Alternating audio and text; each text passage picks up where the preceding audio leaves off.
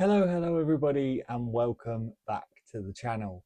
Now today I'm going to be talking about some things that I have on my desk which help me to be more comfortable and more productive when working. Now predominantly the work I do is lots of spreadsheets and PowerPoint presentations, so it is lots of office work generally. So a lot of my stuff is not geared towards creative work. However, I do use this space for creative work too. So my desk is sort of a hybrid work area for both my everyday day-to-day job and also my creative work that I do on the side as well. So I just wanted to talk you through some of the bits that I have on my desk and some of the things that might help you to be more comfortable and more creative when you're working yourself. Now, the first thing I want to talk about on my desk is this here, which is my HyperX wrist rest. Now, this is made of a sort of cooling gel. It's nice and squishy and it has a rubberized bottom on it to stop it from slipping. Essentially, this sits just underneath my wrists while I'm working. Now, if you're someone who wears a watch while you work, sometimes you might find that while you're typing or moving your hands around the table, often it can scratch the bottom of your wrist against the table, which could potentially damage your watch. It could also damage your table, but it can also be just a bit uncomfortable as well. So a while back, I decided I was going to invest in a wrist rest, and this is what I went for. It's a HyperX one. The reason why I picked it is because it's really nicely made, it's great materials, and it's got this really lovely sort of soft gel underneath. Um, the way the gel works is that it's got a cooling sensation when you put your wrists on it, so you don't find that your wrist gets sweaty while you're working, doesn't feel uncomfortable, and because of the brilliant rubberized bottom, it doesn't slip at all either. Now, it's not the best looking thing in the world. Aesthetically on the desk, it does not look great whatsoever. It does have some nice thread stitching, but outside of that, it's a bit of an eyesore. This thing is purely here for functionality. It helps just make me that tiny bit more comfortable while I'm typing away. And especially on those hot days, you do really actually find the cooling gel quite useful on your wrists, as often your wrists are somewhere where if you can cool down that area, you'll genuinely feel a little bit cooler throughout the rest of your body as well. So I would definitely highly recommend this product. It was fairly inexpensive. I think it was around the £20 mark. So if you're someone who sort of wants something which is a bit form, function over form, I guess, function over style, I think this is a really great buy. Make yourself nice and comfortable while you're typing away for those long sessions, be it on Word, Excel, or PowerPoint. Next thing I would recommend is getting yourself a good mouse. Now, I'm a massive fan of HP peripherals, and this is no exception. This is the HP 785 mouse, and it is incredible. Now, a lot of people are using the Logitech MX Master, and I have to agree, that is an incredible mouse. This HP mouse, in my opinion, is just as good, if not better, and is a fraction of the price. So genuinely, if you're someone who's looking for an alternative for the Logitech MX series mice, this is a great one to go for. It comes with a thumb rest.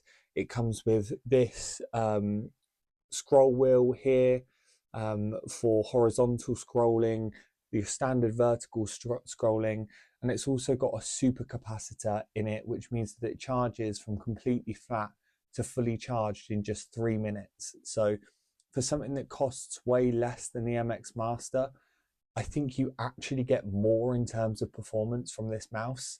And if you're someone who hasn't tried a mouse with a horizontal scroll wheel and you do Excel work, my word, having a horizontal scroll wheel changes the dynamics of Excel spreadsheets exponentially. The amount of horizontal scrolling that I do on Excel spreadsheets, as well as obviously the vertical scrolling, is insane.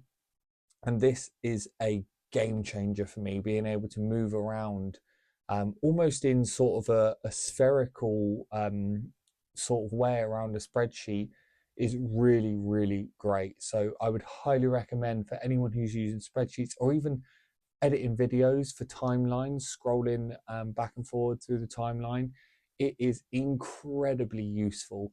And before this, there really only was one option if you were looking for a premium one, which was the MX Master.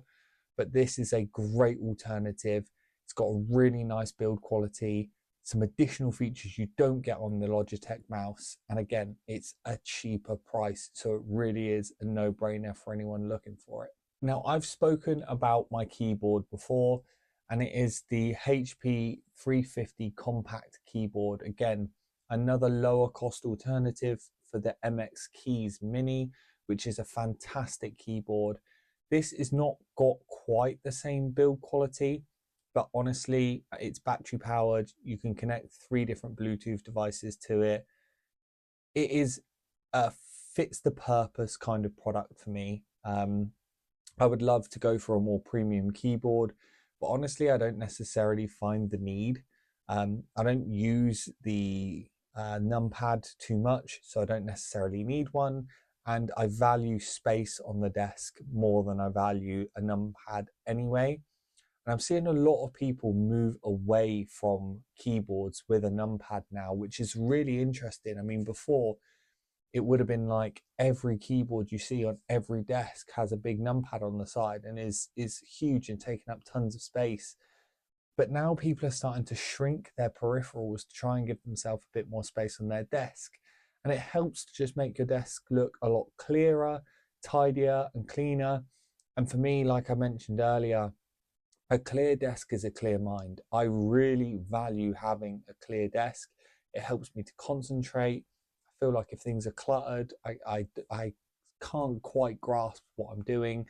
And I know it's probably a silly thing, and maybe a lot of people don't have the same feeling, but if my desk is messy, I cannot concentrate. So I've shrunk my peripherals down, made everything a lot smaller, and it's cleared my desk right up and given me more clarity when I'm working. So I would highly recommend just giving it a go.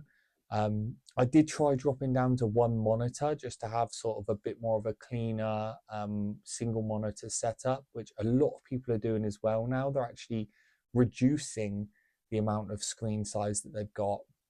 But I just found for the spreadsheet work that I do, it's always good to have a secondary screen to sort of move things off to one side and be able to sort of compare different spreadsheets and drag data from one side to the other. So I couldn't personally get along with the single monitor life, but I definitely am down with shrinking the peripherals down, and getting yourself a good keyboard is, I mean, it's the way that you interface with the device, right? If you've got crap peripherals and a super good PC, your experience is going to be crap. That is the way that it is. So get yourself some nice peripherals, have a nice mouse, have a nice keyboard, and instantly the way that you interact with your PC, the way that you interact with your setup is just drastically changed. So although mine's not a super premium keyboard, it really works for me. I find it super comfortable to use. It's got scissor keys on it, which are not quite as nice as mechanical, but they are nice and quiet, so that's good. But yeah, get yourself some good peripherals, interface with your PC in a new way, and increase your productivity.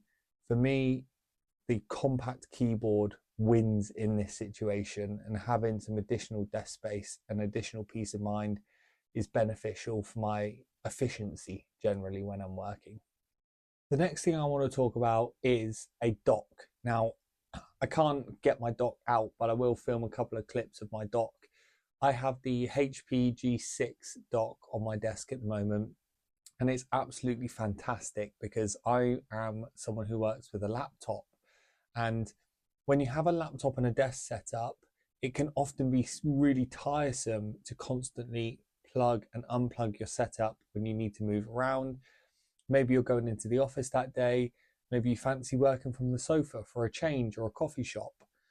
The dock is your hub for everything that you have. All your peripherals, all your monitors, everything is plugged into the dock. And then it's just one USB-C cable into your device, which is fantastic. I have a dual monitor setup, and I also have lots of different peripherals on my desk. So just being able to plug my device in with one cable, which charges the device and powers it, and also connects all of my peripherals as well, is really handy. Now, I also have multiple different devices for work and for my own personal leisure as well. And this means that I'm able to use one setup for all of those different purposes. So whether I've got my work computer plugged into it or my home computer, all my peripherals will instantly connect, which is really, really handy, especially when I change around my devices a lot. So I often work on my personal device on the evenings, and during the day I'll have my work computer there. I've got times when I'm in the office as well. So I am sort of constantly plugging in and out my laptop. So if you're someone who works with a desktop, you won't have this issue. But I think a lot of people now are moving towards more of a laptop setup just because it's so much more versatile. You've got the freedom to move around, but then also you can use it in sort of a more desktop function as well. And considering some of the power some of these laptops have now, be it the Apple Silicon or Intel, AMD, Qualcomm, there really are some super powerful devices out there now that are more portable. So it really does mean you've got a bit more of an advantage if you can just unplug your device and move around. So definitely I would suggest, if you're someone who doesn't just constantly keep their device plugged in and you move around a little bit with your device, investing in a dock is a massive help. It will save you tons of time plugging and unplugging cables, and also it will keep your desk really nice and clear. And you know what they say about a clear desk? It's a clear mind, and it helps you to be more efficient. So highly recommend. Another thing I would say when you are trying to make your desk set up is to make it yours. Not everything that I have on my desk setup is going to work for you. Not everything you've got on your desk setup would work for me. Your desk setup is really personal, and you should be suited to the type of work that you're going to do on it. So, like I mentioned, for my work, lots of Excel spreadsheets, lots of PowerPoints, lots of comparing data. So having the dual monitors really works. But then I also have a lot of things where I've prioritized maybe not having style, but having really great function. That's what works for me. So really think about your needs when you're looking at a desk setup. Make it personal to you. Not only that, but I like to have my little trinkets, things like my desk light, and I've also got some little bits and pieces around my setup just to make it feel more personal to me. And I really enjoy that because I spend a lot of time here. So that's something, again, that I would say to you. If you spend a lot of time at your desk, try and make it personal to you. Try and make it something, a place where you enjoy. Try and add some bits of flair that you enjoy looking at while you're working every day. I've got some lovely photos up on the wall of my family.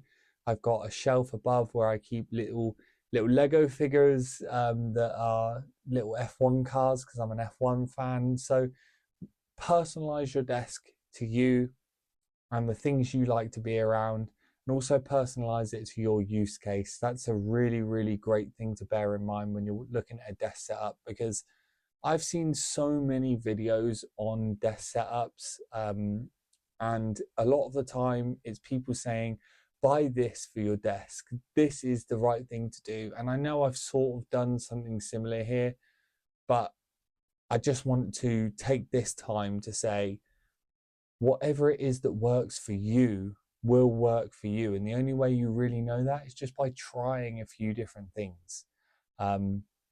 What I recommend might not necessarily be the right thing for you. You might use a numpad all the time and value a bigger keyboard.